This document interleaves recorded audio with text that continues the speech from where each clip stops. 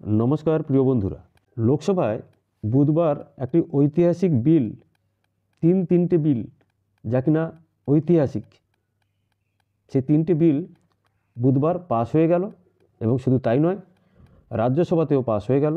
ফলে একটি আইনে পরিণত হলো, যা কিনা ভারতীয় দণ্ডবিধি, ফৌজদারি কার্যবিধি এবং সাক্ষ্য আইনের বিকল্প হতে চলেছে।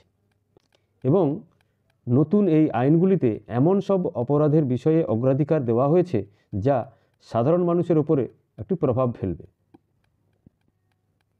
এবং সাধারণ নাগরিক হিসেবে, ভারতবর্ষের নাগরিক হিসেবে অবশ্যই এই তিনটি আইনের যে সংশোধনীগুলো নিয়ে আসা হয়েছে সেই সংশোধনী বিষয়ে প্রত্যেকেরই জেনে নেওয়া উচিত বা জেনে রাখা উচিত। সেই জন্যই এই প্রতিবেদনটি আপনাদের কাছে নিয়ে আসা হয়েছে।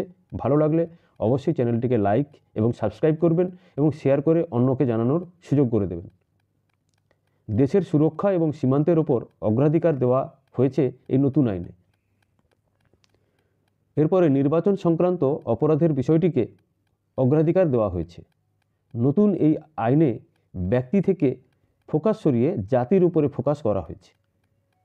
প্রায় বিরোধী শূন্য এই লোকসভায় বুধবার এই তিনটি বিল পাস করানো হয়েছে।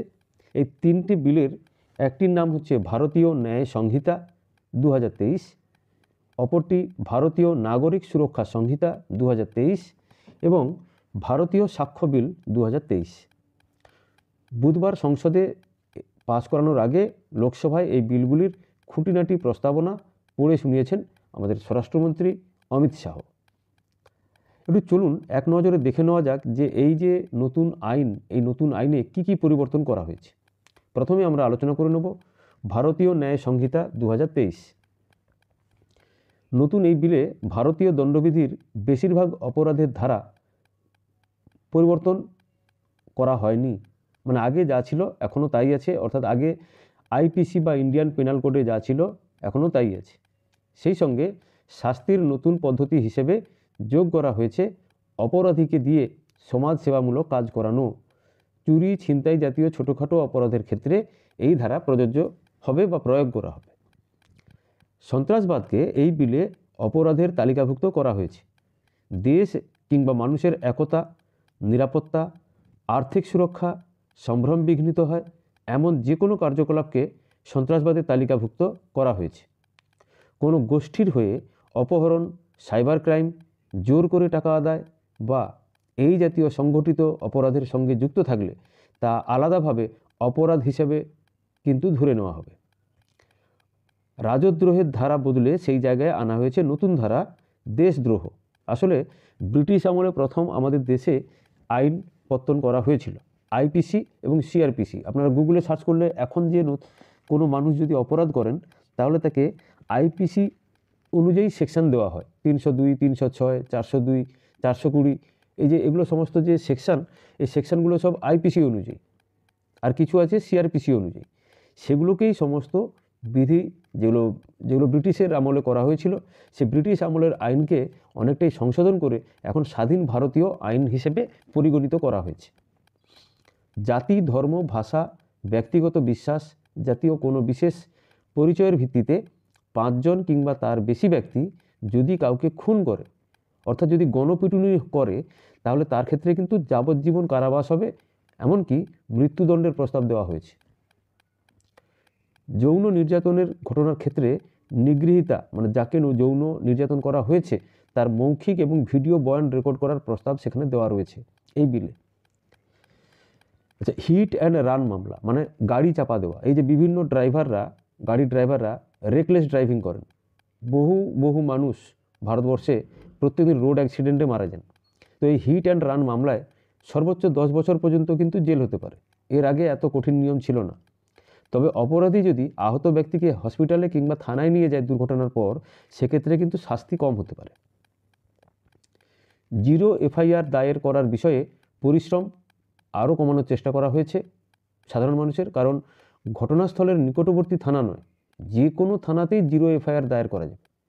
মানে ধরুন কোনো অপরাধ সংগঠিত হয়েছে, আপনাকে এই থানা বলছে না আমার এই এলাকার মধ্যে ওইটা পড়ছে না, ওটা সামনের এলাকায়।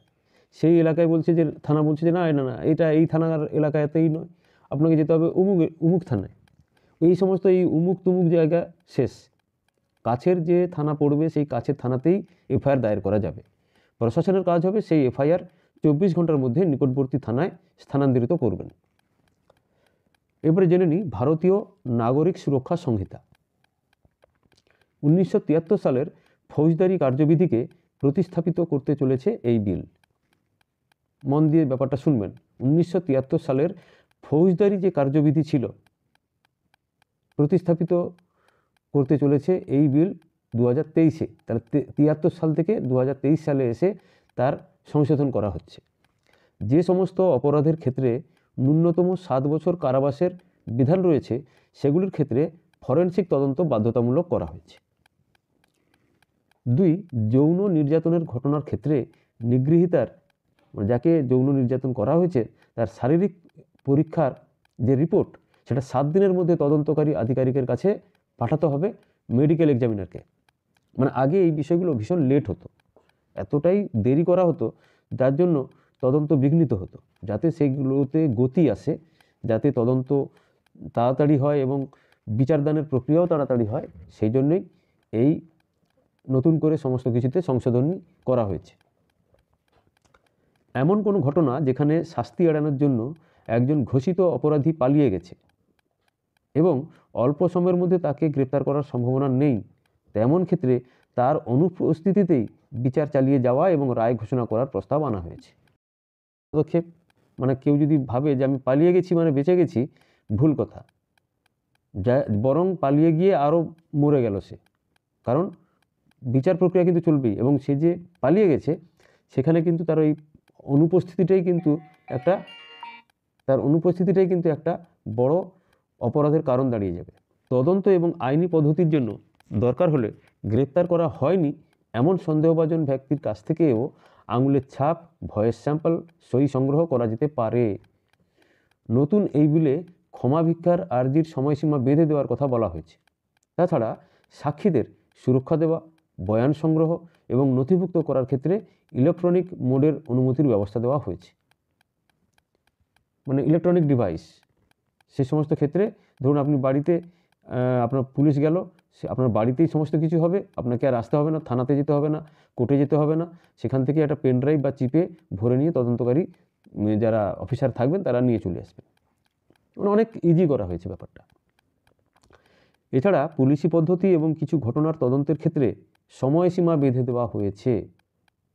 এক্ষেত্রে যেমন আমি আমার নিজের ব্যক্তিগত ঘটনার কথা বলছি। আমি একটি সাইবার ক্রাইমে আমার কিছু টাকা কেটে নেওয়া হয়েছিল ব্যাঙ্ক অ্যাকাউন্ট থেকে। সেখানে আমি সাইবার ক্রাইমে একটি গিয়ে এফআইআর করি 2019 সালের অক্টোবর মাসে। সেই 19 সালের পরে 19, 20, 21, 22, 23 আজকে 4 বছর হতে চলল, সেই এফআইআরই আছে। পুলিশের তদন্ত কিছুই এগোচ্ছে না। যিনি আধিকারিক আছেন তিনি বলছেন যে আসলে যিনি করেছেন তার বাড়ি অনেক দূর আর যেতে সময় লাগবে। তো যেতে সময় লাগবে বলতেই 4 বছর কাটিয়ে দিলেন। যাই হোক, এই নতুন ঘটনাতে কিন্তু সময়সীমা বেঁধে দেওয়া হয়েছে, একটা স্টিপুলেটেড টাইম, তার মধ্যেই পুলিশকে তদন্ত করতে হবে। যেমন মামলার প্রথম শুনানির 1 সপ্তাহের মধ্যে পুলিশকে আদালতে চালান পেশ করতে হবে। এছাড়া চার্জশিট দেওয়ার 90 দিনের মধ্যে তদন্ত প্রক্রিয়া শেষ করতে হবে। 30 দিনের মধ্যে অর্ডার দিতে হবে, অর্থাৎ রায়দান করতে হবে। কত বড় একটা বৈপ্লবিক পদক্ষেপ। আগে যেমন পুলিশ বলতো যে আসলে ব্যাপারটা হয়েছে কি, এটা কোর্টের জন্য দেরি হচ্ছে, আবার কোর্ট বলতো না পুলিশের তদন্ত না করার জন্য দেরি হচ্ছে। ফলে এই যে ঠেলির ব্যাপারটা, এই ঠেলিটা আর হবে না, প্রত্যেকের সময়ে বেঁধে দেওয়া হয়েছে।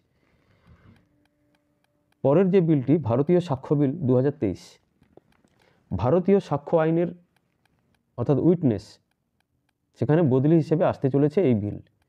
পুরাতন সাক্ষ্য আইনে মৌখিক এবং তথ্যভিত্তিক এই 2 ধরনের প্রমাণ গ্রাহ্য করা হতো, কিন্তু নতুন বিলে এই 2 ধরনের প্রমাণের পাশাপাশি ইলেকট্রনিক রেকর্ডকেও প্রমাণ হিসেবে গ্রহণ করার প্রস্তাব আনা হয়েছে। অর্থাৎ ভিডিও বা অডিও রেকর্ডিং বা ভয়েস রেকর্ডিং এগুলোও কিন্তু ইলেকট্রনিক রেকর্ড। এছাড়া আদালতে মামলার শুনানি, তদন্ত এবং বিচার প্রক্রিয়া বৈদ্যুতিনভাবে করার প্রস্তাব আনা হয়েছে। অর্থাৎ ডিজিটাল সাক্ষ্য প্রমাণ পেশের পদ্ধতি হিসেবে ইলেকট্রনিক কমিউনিকেশন ডিভাইস ব্যবহারের অনুমতি চাওয়া হয়েছে এই বিলে। ম্যাজিস্ট্রেটের শংসাপত্র ছাড়া থানায় পুলিশ আধিকারিকদের সামনে দেওয়া কোনো স্বীকারোক্তি গ্রাহ্য করা হবে না নতুন বিলে, মানে ম্যাজিস্ট্রেটের শংসাপত্র নিতেই হবে। তবে জেলবন্দি থাকাকালীন অভিযুক্তের কাছ থেকে যদি এমন কোনো তথ্য পাওয়া যায় যা সরাসরি কোনো রহস্যের উদ্ঘাটনে কাজে লাগবে, তাহলে সেক্ষেত্রে তা প্রমাণ হিসেবে গণ্য করা যেতে পারে। তাছাড়া এই বিলে একাধিক মানুষের জন্য যৌথ বিচার ব্যবস্থার বিধান রাখা হয়েছে। যেসব ঘটনায় অভিযুক্ত পলাতক বা পালিয়ে গেছে কিংবা অ্যারেস্ট ওয়ারেন্টে সাড়া দেয়নি, তাদের ক্ষেত্রে এই নিয়ম প্রযোজ্য হবে। যে সমস্ত পরিবর্তনগুলো আনা হয়েছে, সেই পরিবর্তনগুলি যথেষ্ট গুরুত্বপূর্ণ পরিবর্তন। কারণ আমাদের স্বরাষ্ট্রমন্ত্রী অমিত শাহ বলেছেন যে ব্রিটিশদের যে 150 বছরের পুরনো 3টি আইন, সেই 3টি আইনে বড়সড় পরিবর্তন আনা হয়েছে। আসলে ভারতীয় দণ্ডবিধির উদ্দেশ্য ছিল শাস্তি দেওয়া, ন্যায় বিচার নয়। সিআরপিসিতে 484টি বিভাগ ছিল, এখন 531টি বিভাগ থাকবে। 177টি বিভাগে পরিবর্তন করা হয়েছে এবং 9টি নতুন বিভাগ যুক্ত করা হয়েছে। 39টি নতুন উপধারা যুক্ত করা হয়েছে, মানে সাবসেকশন যুক্ত করা হয়েছে। শুধু তাই নয়, ন্যায় বিচার পাওয়ার ক্ষেত্রে গরিবদের কাছে সবথেকে বড় চ্যালেঞ্জ ছিল, সেটা হচ্ছে টাকা, অর্থ। মানে বছরের পর বছর ধরে কোনো একটা মামলা চলতেই থাকে। পুলিশ বিচার ব্যবস্থাকে, সরকার পুলিশ ও বিচার বিভাগীয় ব্যবস্থাকে দায়ী করে। পুলিশ ও বিচার বিভাগ আবার এই বিলম্বের জন্য পাল্টা সরকারকে দায়ী করে। কিন্তু নতুন আইনে কেউ কাউকে আর দায়ী করবে না, প্রত্যেকটা নির্দিষ্ট সময়ের মধ্যেই হবে। এবার থেকে অভিযুক্তরা জামিনের আবেদন করার জন্য 7 দিন সময় পাবেন এবং বিচারককে সেই 7 দিন মধ্যে শুনানি করতে হবে এবং সর্বোচ্চ 120 দিনের মধ্যে মামলার ট্রায়াল শুরু করতে হবে। এখন যদি কেউ অপরাধের 30 দিনের মধ্যে তাদের অপরাধ স্বীকার করে নেয়, তবে কিন্তু শাস্তি কম হবে। এর আগে বিচারের সময় নথি উপস্থাপনের কোনো বিধান ছিল না, আমরা এটা বাধ্যতামূলক করেছি। 30 দিনের মধ্যে সমস্ত নথি উপস্থাপন করতে হবে এবং এতে কোনো রকম লেট করা যাবে না।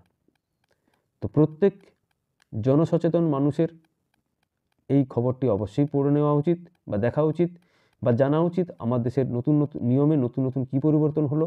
ভালো লাগলে অবশ্যই চ্যানেলটিকে লাইক এবং সাবস্ক্রাইব করবেন আর শেয়ার করে অন্যকে দেখার সুযোগ করে দেবেন। নমস্কার, ধন্যবাদ।